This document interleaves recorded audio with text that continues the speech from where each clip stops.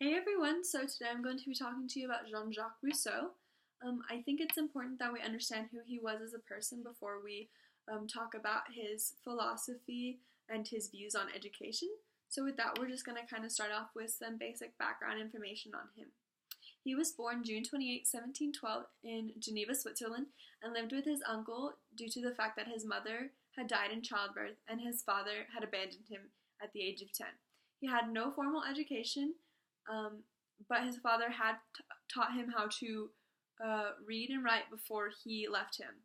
So with what little he did know, he went out into the world and at the age of 13 became an apprentice to an engraver. He did quit 3 years later, however, because he did not enjoy it. He went on to become the secretary to Madame Louise de Warren, and they had a rather interesting relationship as they became lovers, and she was 12 years his senior, and he kind of saw her as a motherly figure. She did sponsor his interest in music, and he was able to write music and compose operas. This love for music that he developed made him want to become a teacher. His first attempt at teaching was to tutor the two sons of Mr. de Mabley, but he was a horrible teacher and failed. So he moved to Paris and met a man named Denis Diderot. The two became good friends, and Diderot ended up offering him a job to write music articles for the French Encyclopedia. He did, however, get fired rather quickly because he did not like his boss. So he went back to working as a music teacher and a copyist.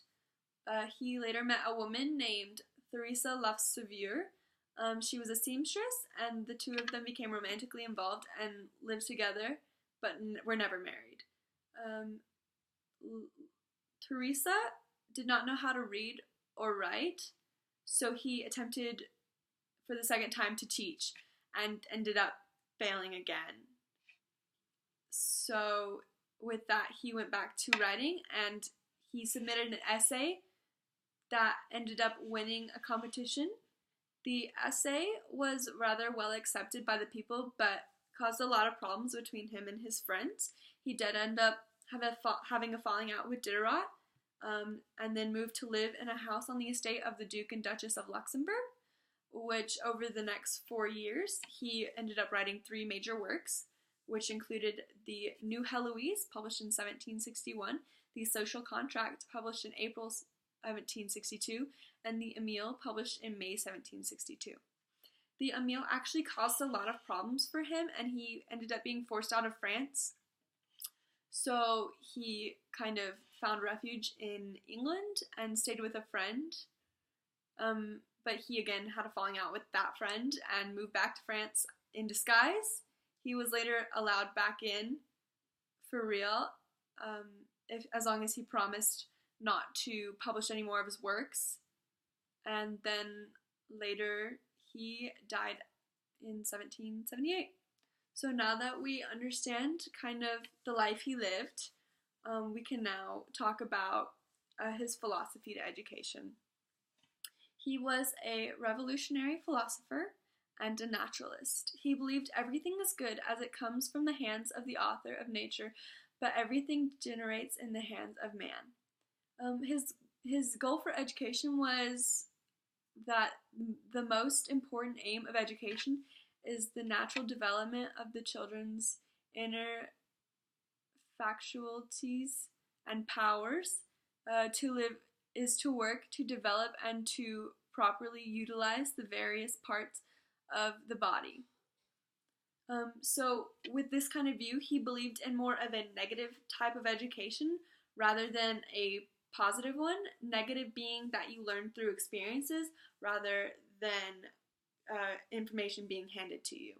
He did not believe in using books in his classroom, and he thought that the role of the teacher was rather small and that they were more of a protector from outside influences on the children. He believed in natural discipline, which is really not punishing your students for the choices they make, but rather he thought that the universe would just punish them. This philosophy is seen today as the curriculum in the school has been altered to better suit the interests of students. Teachers are less of a leader and more of a mediator, and it allows free thinking for the students without the influence of others. I have seen this in my life first through a physics teacher I had. He was very much a similar teacher to this style.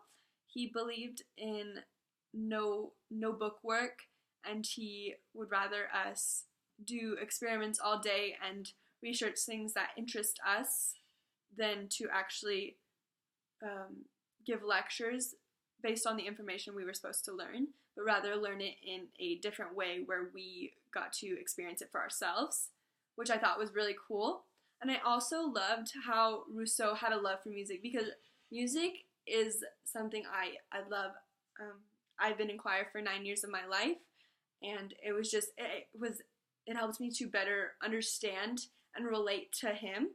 So I was really grateful that we had that in common, so that I could understand and express my views to you guys on Rousseau's theory of education.